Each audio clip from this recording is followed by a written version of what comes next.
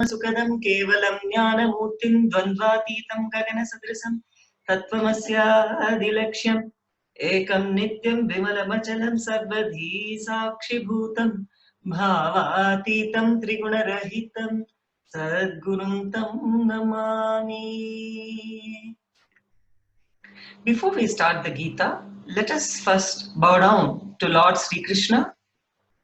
Om Vasudeva Sutam Devam Kamsa Chanuramadhanam Devaki Paramanandam Krishnam Vande Jagadgurum. I salute unto you, Bhagavan Sri Krishna, Guru, Master of the world, Son of Vasudeva, Supreme Bliss of Devaki, Destroyer of Kamsa and Chanura. I bow down to you. We were speaking about the right inner space, how we should master our senses, taking the risk and jumping into the space of completion, living without worry, self-doubt, and being courageous. What is courage? Authenticity of action. Only authenticity in action will make you enter spiritual life. And Bhagavan was also saying, the quality of your life will be judged only based on the quality of your inner space, not the quality of your outer space. So let us discuss about science of creating the right inner space. See, please understand, never think that having comforts in the outer world will give you inner completion. Here, Krishna, Sri Krishna, is giving us the science of creating the right inner space. Let us see how we work or how our mind moves. How actually our mind is moving. Understand, let us divide our being into one square box. In that square, just one line from up to down and from left to right. So it becomes 4 boxes. Okay? This box represents our being. The material life is the horizontal line, and the spiritual life is the vertical line. Okay? In this square, horizontal line in between is material life. Vertical line in between is spiritual life. We always continuously worry about whether to choose the horizontal line or the vertical line, whether to go on this horizontal path or that vertical path. We are always stuck somewhere on the horizontal line or somewhere on the vertical line. We try to move, but we are always caught in the dilemma of whether to go this way or that way. Please understand, mind is nothing but dilemma. Whatever you choose, whether material life or spiritual life, you will always feel you are missing the other part. You will continuously feel you are missing something. As long as you think you are the mind, as long as you live with the mind, you will have this problem of material life versus spiritual life. Understand? As long as you think you are the mind, as long as you live with the mind only, then you will have this problem of material life versus spiritual life. Just like people have goals in material life, they have goals in spiritual life too, you know.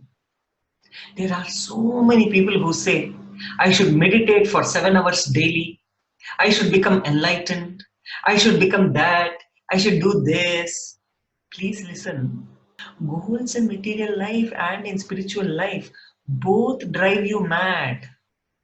Goals will always drive you mad. If you want to become mad, continuously think of some goal. But if you can just withdraw into your being you will just forget about the goal. Understand? If you just withdraw into your being, you will just forget about the goal. And you can still work. By withdrawing into your being, you stop trying to locate a purpose somewhere all the time and running towards it. Understand, as long as we have some goal, we'll be running towards it. The man who runs behind the material goals will always feel he's missing the spiritual goal. That's true. That is why all rich communities invariably follow spiritual masters. They carry a deep guilt and fear that they are missing spirituality. The person who travels along the horizontal line feels he is missing the spiritual life, and the person who is traveling along the vertical line feels he is missing the material life. Both are trying to fulfill each other cerebrally. The materialist fulfills the spiritualist ideal, and the spiritualist fulfills the materialist ideal.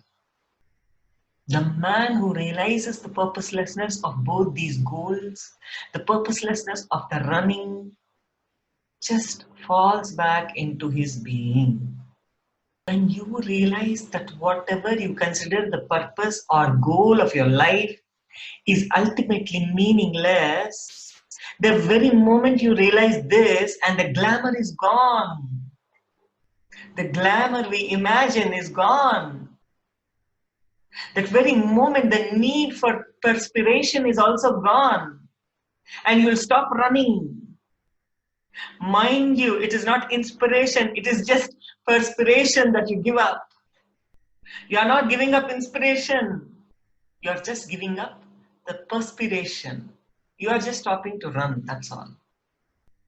The moment all respect for the purpose is gone from your life, you will simply fall into your being. One important thing, the moment you fall into your being, you explode. Not only do you start flowing in the direction of both horizontal and vertical lines, but you also explode in 360 degrees in all dimensions. Whatever you can imagine and whatever you can't even imagine will start happening. Only then you will become a truly multi-dimensional being. A man who has fallen into his being, one who has dropped goals, who has tasted the beauty of purposelessness of existence, who has realized the space of completion, who has fallen into his being in 360 degrees in all dimensions. He simply radiates completion in all directions. The space of completion or incompletion, purposelessness or purposefulness does not work horizontally, logically. It works vertically and explodes in all dimensions. A man who is in the space of incompletion can fall vertically down. A man in the space of completion flies vertically up. He starts experiencing the ultimate bliss of spiritual life and the ultimate happiness of material life and something more. Only he enters into eternal bliss or Krishna consciousness. Travel with completion or incompletion is not horizontal, it is vertical. Whether you fall vertically down or fly vertically up, your idea of horizontal or linear traveling is wrong. As long as you are caught up with material goals or spiritual goals, you travel only in one horizontal direction of incompletion. Because you think your body or mind, because you are thinking you are body or mind. Sometimes people say, I don't want spiritual life. I don't want these 4 tattvas, life principles. It is like saying, understand, if you are saying that, it is like saying I don't want to breathe. This whole thing is existing in 4 tattvas only. I don't want blood circulation. Can you say that? Do you have a choice of saying that? I don't want to breathe. I don't want blood circulation in my body. Is there another way for life? Can you say that? Tell me. You can't. Same way, you can't say, I don't want these four tattvas, life principles. You need to understand there is no such thing as spiritual life and normal life. Life has no purpose. Life is life. The more you're caught up with purposes, the more you think you are the body or the mind. When you realize the purposelessness of it all, you will straight away fall into the depths of your being. Actually, to become a complete and enlightened, you don't need the whole Gita. This single verse is enough to make an individual enlightened. Then why is it Swamiji is going on talking about all the verses? People might have that doubt. If only one verse can enlighten, why? Why are you talking all about all these verses? You can ask Swamiji. It is only because there are so many different kinds of individuals. For each person, different thing clicks. If you can, just look into yourself and understand this one verse for yourself. Whenever Swamiji speaks, understand that he's speaking to you. Don't prepare notes in your mind to go and repeat it to somebody else. When you do this, you are sure to miss the experience yourself. Just allow this one idea to work on you. The truth of the purposelessness of life. You can just close your eyes and think. Contemplate for 2 or 3 minutes. What is really the purpose of my life? Why am I doing what I am doing? Where I am going? What is happening? Just close your eyes and contemplate on these things. What is really the purpose of your life? Why you are doing what you are doing? Where are you going? What is happening? Question. Many times you do not even know what you want to achieve in life, what the purpose of life is. It is just because of incompletions. So just close your eyes and think and contemplate on these 4 things. I'm telling you many times, you do not even know what you want to achieve in life, what the purpose of life is. It is just because of incompletions. See, it is like each part of your incompletion claims, I am you. For example, if your name is Sundar, each part of the broken you claims, I am Sundar, I am Sundar, I am Sundar, and who screams loudly. And whoever is screaming more loudly, he thinks he is Sundar. And one of the worst things is one part of you spends so much of energy to disapprove that the other part is not you. See, understand, you are Sundar. You are broken into, suppose, 10 pieces. Each piece will be claiming, I am Sundar, I am Sundar, I am Sundar. And most of the time, one part will be working on disprove, not disapproving, disprove that the other part is not Sundar. It's not you. So finally, whoever wins, whoever loses, who is the loser? You. Out of all these 10 pieces, it doesn't matter who loses and who wins. Who is the loser? You only, na? One part of you winning is not you winning. Even if one part of you wins, you are the loser. Unless your whole wins, you are a loser. Unless our whole wins, we are losers. So understand, each part of us screaming that the part is us finally lands us in deep confusion.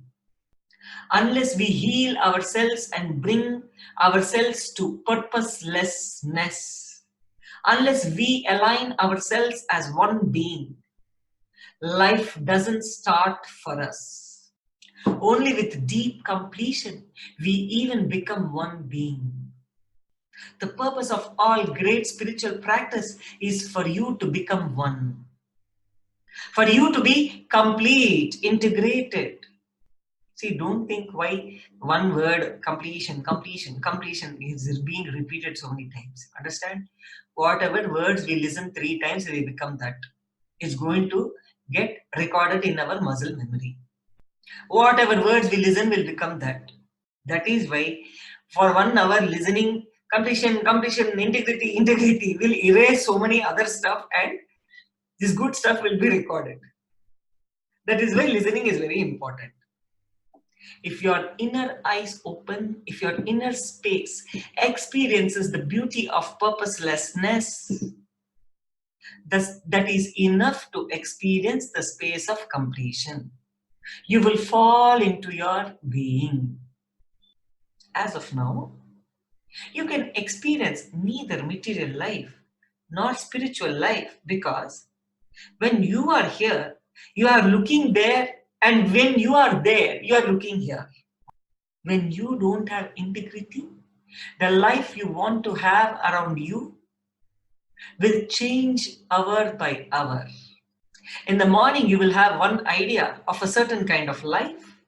At noon, you will have a different idea. And the next morning, you will have some other idea. With lack of integrity, there is such a huge confusion. Your mind is not where your body is. You are not living inside your boundary. The grass on the other side of the river always looks greener. Something else is always calling you.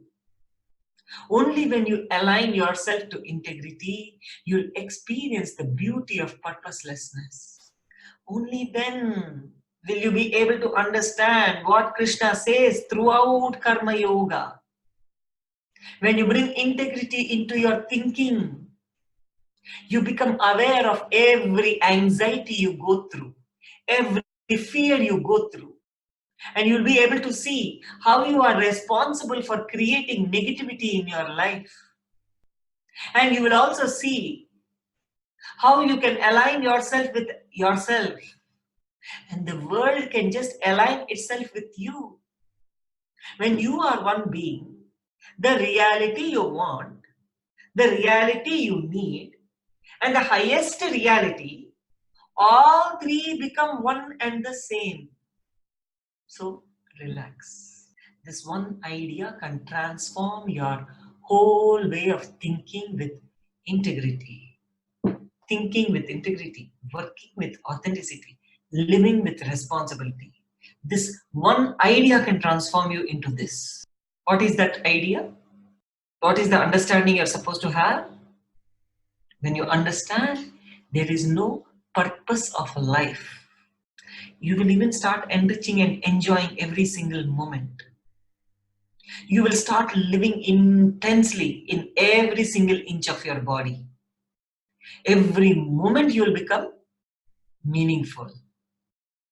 When you think that life as a whole has a purpose, the individual moment will lose its meaning. If you think 1 month of your working time is worth $50,000, you will judge the value of that 1 month as being only $50,000.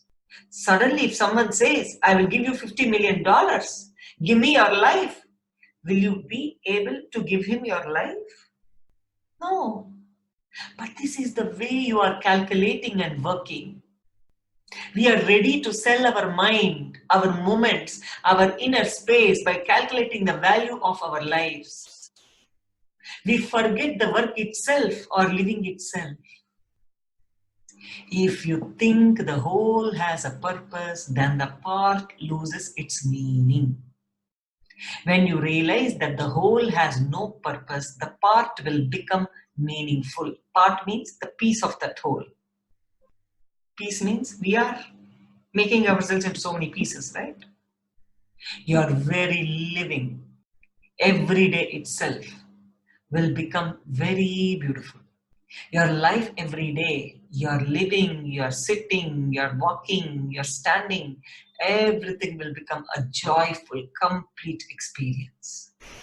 That is why they say Satchit Ananda, which means the bliss of the very existence. Your very existence is beautiful, blissful. You don't have to think that at the end of your life you will have bliss. Your very existence is blissful. The meaning of existence is bliss, eternal bliss, Nityananda. But you need to take steps towards that bliss. You need to take steps towards that bliss, isn't it? Without taking, you can't say it's not working. Understand. Do work with devotion. Drop expectation. By nature, man has to work. The senses have to be engaged in some action. Even if you try and control them and do nothing externally, the very act of restraint is an action in itself, isn't it? Even you trying to control it, that particular act is also an action. Sri Krishna says very beautifully, by nature, the senses are tuned to be extrovert. Extrovert is not something negative. Extrovert senses will always be alive, creative, active, and contributing. All great creative persons took the responsibility for their extrovert senses. If you want to be wealthy, have the company of wealthy people, or make the people in your company wealthy. If you want to be spiritual, have the company of spiritual people, or make the people in your company spiritual. There is no other way. Internalize what I'm saying now. To experience the reality of your choice in your life, you should first work to transform and enrich the reality of others around you. Krishna says beautifully, your senses by nature are programmed to go out. You are programmed to work to go out. Going out can happen only in two ways, either to enrich or to swindle. Surely, swindling others is not going to transform you. Only enriching others is going to transform you. The choice is really about how to work. If you want to be wealthy, have the company of wealthy people. Experience the reality of your choice in your life, you should first work to transform and enrich the reality of others around you. Krishna says, your senses by nature are programmed to go out. You are programmed to work to go out. Going out can happen only in two ways, either to enrich or to swindle. Surely swindling others is not going to transform you. Only enriching others is going to transform you. The choice is really about how to work. Here, Sri Krishna gives the answer to that. He says that we should perform work with devotion and authenticity in our actions.